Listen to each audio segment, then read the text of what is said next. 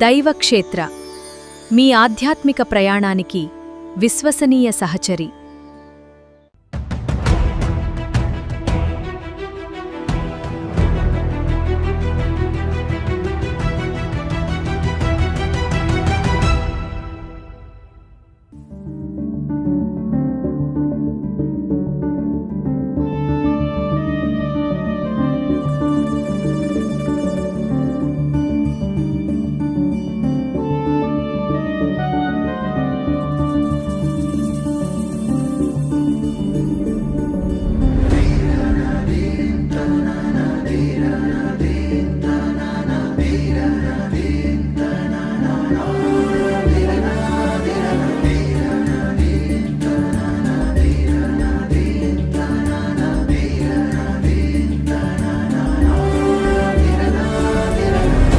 ఉండవల్లి గుహలు కేవలం ఒక పర్యాటక స్థలం మాత్రమే కాదు, అవి మన చరిత్రను, సంస్కృతిని, కళను ప్రతిబింబించే అమూల్య వారసత్వం.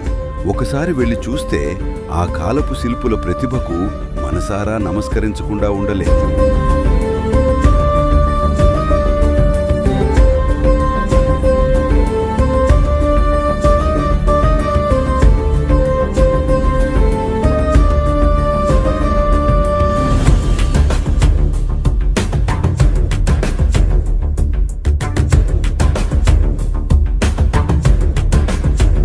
ఉండవల్లి గుహల నిర్మాణం క్రీస్తు శకం 5 నుండి 7 శతాబ్దాల మధ్యకాలానికి చెందినదిగా చరిత్రకారులు భావిస్తున్నారు.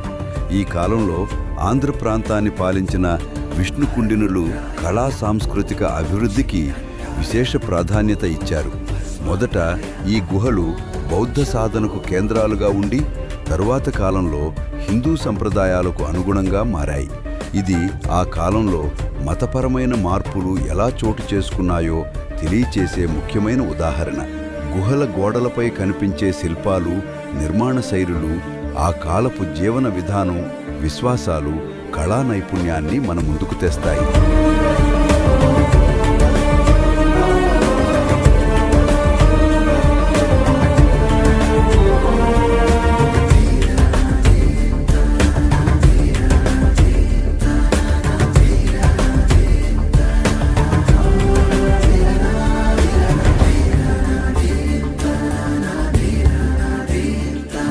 ఈ నిర్మాణం చూస్తే ఎవరైనా ఆశ్చర్యపోవాల్సిందే.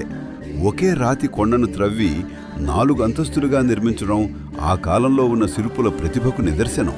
ప్రతి అంతస్తులో విశాలమైన మందిరాలు, అందంగా చెక్కిన స్తంభాలు, విభిన్న దేవతామూర్తుల శిల్పాలు, బౌద్ధ, జైన, హిందూ సంప్రదాయాల మేళవింపు, ఇవి అన్నీ కలిపి ఈ గుహలను ఒక జీవంత కళాభండాగారంగా నిలబెట్టాయి.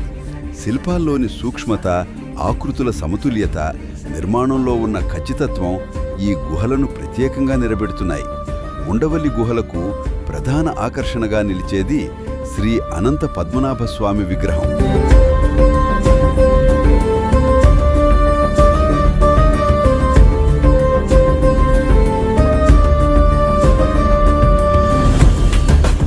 సుమారు 20 అడుగుల పొడవుతో ఒకే రాతి శిలను చెక్కి రూపొందించిన ఈ శయనరూప విగ్రహం భక్తులను, పర్యాటకులను ఎంతగానో ఆకట్టుకుంటుంది.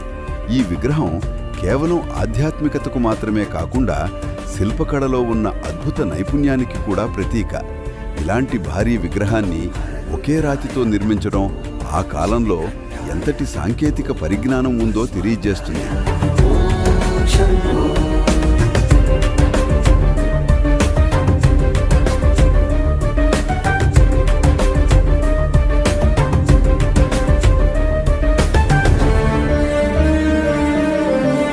ఉండవల్లి గుహలు కేవలం ఒక పర్యాటక స్థలం మాత్రమే కాదు, అవి మన చరిత్రను, సంస్కృతిని, కళను ప్రతిబింబించే అమూల్య వారసత్వం. ఒకసారి వెళ్ళి చూస్తే ఆ కాలపు శిల్పుల ప్రతిభకు మనసారా నమస్కరించకుండా ఉండలేదు.